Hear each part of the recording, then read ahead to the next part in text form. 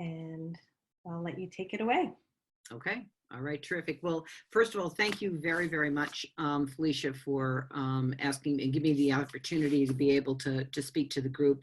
One of my professional development goals is to be able to do more presenting and to be able to just go out and just help people as much as I can. And security and the threats that are there is something that I get kind of passionate about, because I absolutely hate it when I have to be able to take a call in from someone that has, lost time, money, production due to something happening from a cyber standpoint. And 9 times out of 10, they're preventable. And so hopefully this will give you a few more things to be able to put into your quiver of things to be able to do, and, kind of some updates. So as soon as all of this happened with COVID, we immediately continue to see a spike in something that's called phishing emails.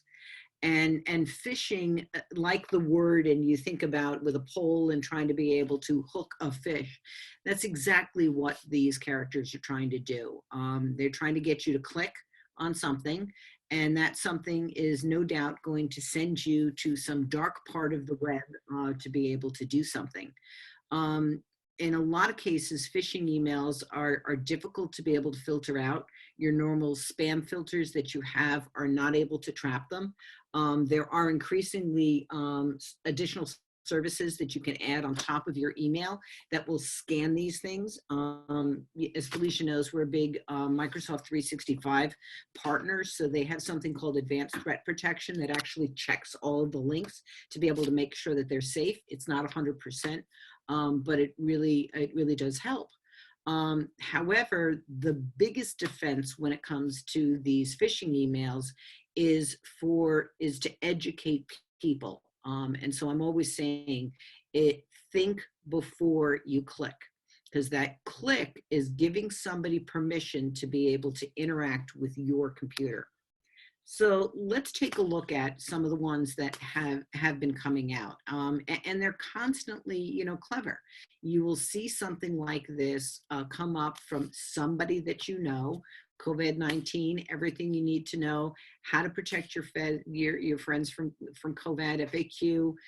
And this is the kind of stuff that you'll see. So this could be a person that you know. It says uploaded with iCloud. How many people might go ahead and click on this? Linda, excuse me.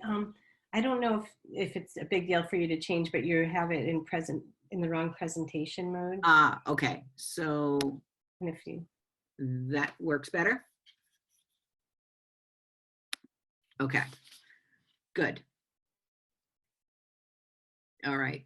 So this is, one that go ahead. Sure enough, if you go ahead and click this, you're going to end up going to a web page that will look very authentic. However, in doing that click, that web page is now starting to be able to download all kinds of information onto your computer. Let's take a look at the next one. So this one is, it may not come across on the top, so that I think most people, if you saw something, in Chinese, you would go ahead and bypass it. But if you're the kind of company that operates on a global basis, that may be extremely legitimate. And so what we see here is, again, being able to say, okay, this is very, timely. Being able to indicate that, this is manufacturing, you will see, and it looks, really legitimate. So, whether or not there's a, this has obviously been blanked out, in terms of this. So that's another example of a kind of email. Another one that we've seen going around is being able to say, here are 10 tips for being able to, protect yourself from being able to get infected. And this came out probably within the first week As we saw, China being able to, ramp up in terms of its number of infections, and then it started to be able to come over into the US, we kind of had that 2 or 3 day period where everybody was kind of in this really heightened, oh my goodness, this is really happening kind of a deal. And this is an example of what appears to be a very, benign type of a Word document. But in actuality, when you look at this kind of underneath the covers, it is actually filled with what we call a payload. And a payload is computer programming code that will immediately drop itself onto your hard drive. This particular variant was successful in being able to install itself not only on Windows machines, but also on MacBooks, Apple products. So just because you're running on a Mac doesn't necessarily mean that you're safe, and we have been seeing an increased trend in the number of infections that are really targeted at the Apple operating system. Another one, again, here now, it even has this external. So some of the email providers like 365, like Google at the business level are letting you know that this is coming in from an external source. Great, kind of a thing that should be your trigger to be able to say, let me look at this a little bit more suspiciously. And scrutinize it, but it's coming, from the CDC. Okay, well-known type of an organization. At this time, in the context of our situation, might not be unusual that they start sending out email blasts. And even on the bottom here, the link looks very legitimate as well. So we're seeing an HTTPS, which means it's a secure connection, cdc.gov, COVID, but by hovering over that link, you'll see that it's really some other kind of a link. So here it says healing-YU. So that's the clue, and that's really the trigger that you should not open that particular link. So these, again, besides those kind of phishing emails, we're seeing them immediately take action in a lot of different ways. People, I think for the most part, are giving, want to be able to help. They see nonprofits that are in trouble, different organizations, people are standing on food lines. They want to be able to do something. So we're seeing a big, upclick in terms of charity scams where, people are doing a Fund Me page and being able to do this, or impersonating themselves of an actual, legitimate type of a charity. Online shopping scams, again, hand sanitizer, disinfectant wipes, being able to get a hold of masks, all the types of things that that are short on the market, you'll all of a sudden start to be able to see these. These can also come up in terms of advertisements on your Facebook page. Facebook and all of the social media, companies really try to be able to vet their vendors and advertisers to make sure that what's going up on their pages is legitimate, but oftentimes they find a new way of being able to impersonate a legitimate advertiser, get this kind of stuff out, and it'll go around until it is then picked up by their fraud detection type things. We've talked about phishing scams, robocalls, certainly, an increase there in terms of, announcements that are going on. I did read something very interesting. There's a new regulation that actually has gone into place with the telecom companies that is going to give us some direct relief about this. So there's now a deadline in the fall that forces the telecom companies to be able to add, kind of an authentication. And that's really what everybody's looking at to be the big solution to stop the robocalls. Romance scams. This also for people spending more time at home, you're single, you want to be able to have people to interact with. We're seeing a lot of those. And then also things, as I said, popping up on social media. So because people are just spending more and more screen time, you just constantly have to be able to say, is this a safe place? Do I know this? Is there another way that I can look for this information so that I'm not having to be able to click on something that, might not be authentic? And I can make this PowerPoint deck presentable as well. CMIT is organized as a franchise, so actually own and operate the Stanford and the Hartford, Connecticut offices. We're 270 owners. Our headquarters is down in Austin, Texas, and we've got some great folks down there that do research and writing and product and vendor vetting. So even though they did not know I was doing the HAYVN Halftime this week's quick tip had a lot of things, that were very, very pertinent to our conversation here. And so we can get you a copy of the full list. Looking for, grammatical errors and mistakes, clunky phrasing, do not engage, with any potential spammers, or, if you do end up with a computer that's infected by what's called ransomware, don't attempt to be able to do that interaction on your own. We've, in the last 60 days, worked through 3 situations, companies that were targeted either by ransomware or, unfortunately, in one case, an employee that was furlonged, who then decided to be able to take malicious, cyber actions against the company. So it's unbelievable. We'll go on. And then this is kind of a special note too. There's lots of people in our circle that are not computer savvy. I'm probably guessing that at least half the people here, you're seeing some of these tips, you're like, yeah, I know that. But we all have an obligation to be able to then find those other people that are not so computer savvy and make sure that, you're letting them know too about these types of things, and being able to provide some education so that they don't get infected or hooked by one of these things. So the next one I have for you has been widely publicized. I put this on my slide like last week, and like this whole topic exploded.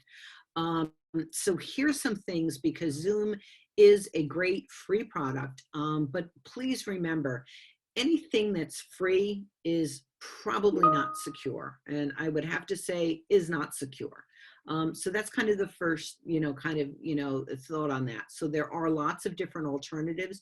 A lot of companies like LogMeIn, like GoToMeeting, like WebEx are providing their services during this time at no cost. But if there's a need for you to be able to work in Zoom, just as we're doing today, keep these things in mind. Protecting your account. These days, passwords, you need to be able to practice good password hygiene, as I call it, which means your passwords cannot be reused from one place to another. You need to change those important ones every 90 days and either keep them in a password vault like a LastPass, or keep them on a piece of paper. Those are the only 2 places that are safe. Register your Zoom account with a work email account, not a consumer at Gmail or at Hotmail type of an account. The reason there being is that Zoom in the background, if you allow it to be able to share your contacts, those contacts are put together with everybody else's contacts, because it's looking at the at Gmail as one company. Don't fall for fake Zoom apps. If you are going to download it from the Apple Store, download it from the Android Store, and make sure that the icon matches up, and you look at the description a little bit to make sure that it really is legitimate. Every now and then they're able to get one of these darn hackers or people to be able to actually get through the hoops and actually get a bad app into the store. Don't use social media to share the conference links. That's exactly where the hackers are looking for it. And remember, when I say hackers, I'm not actually talking about people anymore that are looking and doing this on a one-for-one basis. This is all done with script kiddies and programming code. So they will go out, with programming code looking for these links. It goes onto a hacker queue. The next hacker in line, gets that, buys it, and off they go with things. Easy one to be able to do is being able to protect your meeting, with a password, and that can be the same password, from Zoom to Zoom. And as long as you're not sharing that password broadly or maybe changing it on a weekly basis, that can be a very effective way of being able to make that happen too. Zoom also has a waiting room. So if you are using the Zoom platform for something that might be more sensitive and you don't want people coming in, there is a waiting room where at the beginning, the presenter or any of the co-presenters actually need to let the attendees come into the meeting. So that's just another feature that's there as well. So I'm not going to go through each one of these just in the effort of time, but you can go ahead and read through these. This actually came from a really good article that was, I think, out of ZDNet. And in the speaker notes of the slide deck, I've got the actual reference there to that as well, so that you can, read and become educated. The last area is many of us have now shifted to working out of our homes. So we need to take a look at our home security because we're now doing much more professional work. So a couple of quick updates, and I'm actually doing another webinar at a national level next week that's going to be going into this much more in depth. But the quickies are applications, update, your operating system, your Office products, your Java, your Adobes, just keep those updates going. Maintain password hygiene. I would say that if everybody were to be able to not duplicate passwords, use strong, complex passwords, and put them into a vault, we probably would kill about 90% of the income that hackers are making. There's also something called DNS filtering, and antivirus at this point is to the point where I say you still need it because it catches the really old school kinds of stuff. But the security stack has really been evolving. So at a very minimum, you should also enable something called DNS filtering, which is often just a little bit of an extra component on what you are running on an antivirus software. And as I said, next week, we'll be going into that much more in depth. And then being able to evaluate how you're connecting to the internet. The router that your cable company gave to you is poor, consumer grade, low, very easy to be able to breach. The one takeaway, because we all don't have a ton of money to be able to get more expensive things, is at least call your cable company and make sure that you've got a fairly new modem, that you have a router where the firmware has been updated. Those are some of the, the basics, and that takes care of a lot of different things. Just a couple different resources that we have available for everyone. On a weekly basis, CMIT sends out a quick tip every Tuesday, one page of information.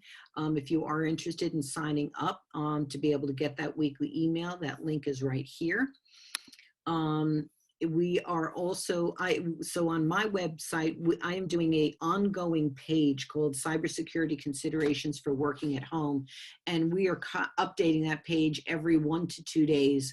For those of you that communicate with me on a one-to-one basis, the link is also in my signature. And that's that's just become the easy place for us to be able to say, let's put all those resources in one place. Next week, I'll be doing a working from home security session.